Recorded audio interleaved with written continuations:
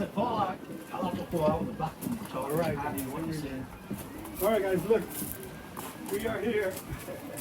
We're here with John Wanless, and we're here with Peter Harper, guys. Look. We knew each other. Let's get a little closer here, because the video kind of. But look, these two guys were, first of all, top flyers, but they were little troublemakers. They said when they were younger, growing up, and you went to school together, pretty much. Yeah, from infants All the way to now. Wow, nice, and still live close by. Yes. Still got the pigeons. You still have your pigeons? Yes. Peter, I talked to John quite a bit here, but stay right there, John, because but so many people have your family of birds. Quite a few now. I mean, I'm doing well with them. Yeah, I was even talking to Kevin McKinney. Yeah, Kevin got them. And a lot of people have Kevin McKinney birds, and then Kevin McKinney's go back to Peter Harper Ian Beckett. and Ian Beckett. Ian Burkett. Didn't you start in there? Yeah, Ian Beckett got them all off me. Ian Burkett got them from you also. Yeah. So, where did you get them from? From Pickles. Frank Pickles. But when I moved down this area, when I got married, John lived down the corner. So I went to John's. I got them off him. Nice. And I got Paramixo in 83. Yeah, 83 somewhere. Back end of 83. So I got wiped out. I had about 15 birds left. Peter took them. And then he ended up going to Frank Pickles over in 83, 84. 84, yeah. Seen what I liked. Got them from there. He's had a magazine. So I grew up in New York City, and the rooftops. We had the pigeons on the rooftops. Yeah. They weren't necessarily rollers. They were tipplers and flying flights, and things like that. Like Mike Tyson, he had some pigeons on it. And so in the late 70s also, when we joined the army and stuff in the 80s. But so in the 80s I was in the military, but you guys were still, you was a few years older. I'll be 62 in November. So you got me by a few years. I'm 5 years But old. you were flying rollers ever since then. Continued since then. In competitions then. In competitions even. Yeah. So what do you think from the rollers back then to now? I think we Much better now? No. No, hard to say. See, I think the better kits now, you see Yeah, the better kits, competition. teamwork. you see Okay. better teamwork. Yeah, But But I you think see you see faster better rollers. individuals. back then, individuals. Because what you got to remember, Dan, in Middlesbrough years ago, Couldn't we all wanted roll downs. Yeah. When they rolled down, they had to be super fast. Yeah, If they weren't super fast, we'd kill them. yeah. Yeah, so it And- all and- come from them. And the speed has always been because we like the speed in the roll down. Which again, and nothing negative to my American friends, but they have a lot of individual stuff. We have a lot of individual stuff. And we did years ago. And you did, and so now you have a lot of teamwork, which is what kind of wins it or gets the bigger points. Yeah. And getting a lot of video footage because I want my American friends to see those big breaks, which is what wins it. So good stuff. So, man, that's good stuff. So you still playing though? Yeah. Well, Just not really. Frank Pickles' birds used to break big, didn't they? Oh, massive. Well, I thought Frank Pickles' birds at the time were too short. Peter's obviously done whatever he's done to them. But, and all the big breaking kits you see now in the werewolves winning go back to Peter's. Like Ken McKinney's, I think Austin Fox as well. Austin, few. Yeah, Austin Fox. Yeah. Oh yeah. He's talked about you, Ian so, Burkett. so you look at Brian McCormick, he's go back to McKinney's, which go back to Peter's. Yeah. Because the big break. Good stuff. So what is one thing that you would, recommend for someone, either whether they're starting or even an old timer that may not know, something that you always think about? No, you have to do this. You know what I mean? Such and such. You need the right pick. I seen Frank Pickles pigeons, and that's what I wanted. To get them like that, you don't want just a couple here, a couple there, a couple. You need to watch. Just You need build the them up. farm. Remember when I started back, see, when I got Paramixo, it probably wiped 70, 80 pigeons out. I You had changed probably them, 50. yeah.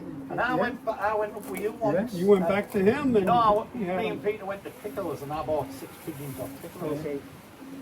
So I had a year out of them because of the Mm. paramixor, and I gave Peter whatever was left. Okay. But when I started back again, I got whatever Peter had left because he had gone on to Frank Pickles, and he gave me back what I'd give him. Okay. Maybe there was 10 or 12 left. So I didn't have enough, so I went and bought a few off Frank Pickles. Remember, I bought half a dozen off him. So because you had shared yours with Pickles or Well, no. with I was in the same club at the time as Frank Pickles. Before Peter got them off Pickles, Okay. we were in that Neffers club, Neffers. and we were all in the same club. Okay. And he was a genuine guy, like Morris Hall was. So if I wanted pigeons from out of the area, I'd go to one of them, to either Morris Hall, Norman Chapman, Frank Pickles. But I didn't have the Pickles long. I think I gave Peter what I had left, and I just stuck to my old pigeons. So that pigeon I showed you in there, I got a self black back off Peter, which bred for 45. Good stuff. What do you think about the birds nowadays? Then? I don't get out that often now. Don't really. get around as No. much, Well, yeah. I took a competition a few weeks ago, and the birds, they were good, decent. I seen some decent pigeons in Bradford, which makes a change because they usually not that good down there, but there was some cracking rollers in amongst them, so yeah, it's spreading, isn't it? So pigeons are getting better.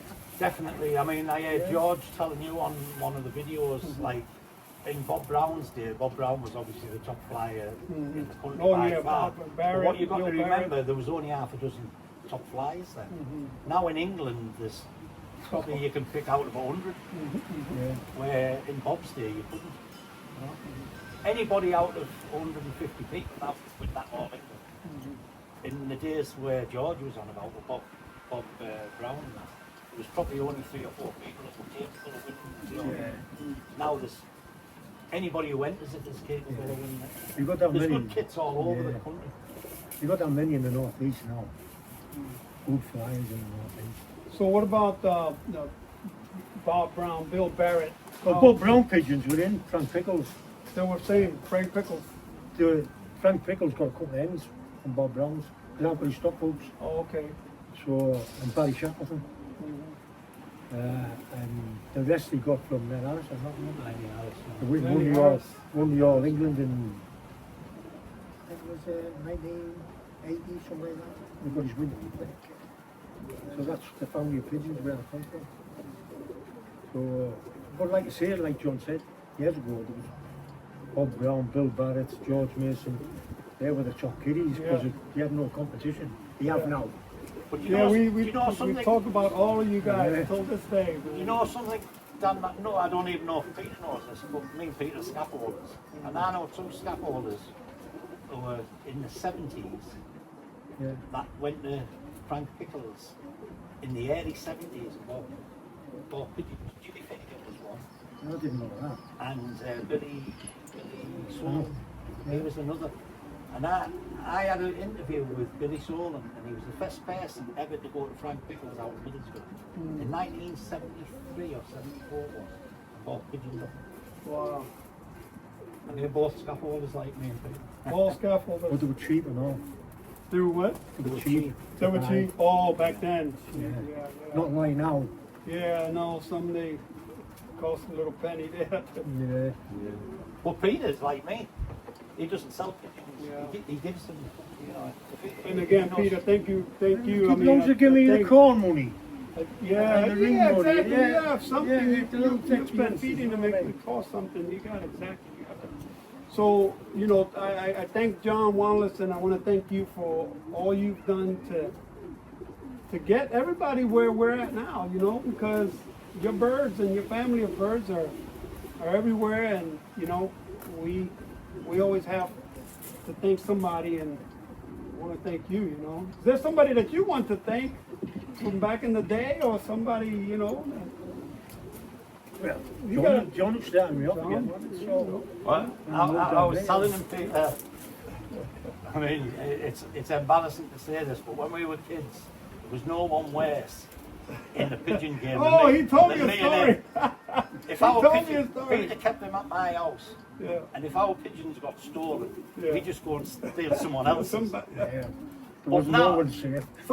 something about a dog. No Remember dog Buster's dog? climbed in and We then took the- his dog. You even took the dog.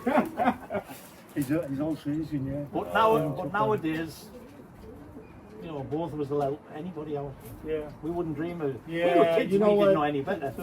And it was just the area We we learn from all of that and just know what's right. The area me and Peter grew up in was like the Bronx in America. Yeah. It was a real rough Yeah. working class area. And you had to be clever to survive. Around that area, yeah. Well, we had pigeons. You'd have to really lock them up. Yeah. Oh yeah. You know, New York. Oh, you Yeah, had to because put Peter had been- steel locks, all kinds of. Yeah, because if not, Peter was there. That's crazy. But you Thank couldn't you get again, them. Peter. You couldn't get them.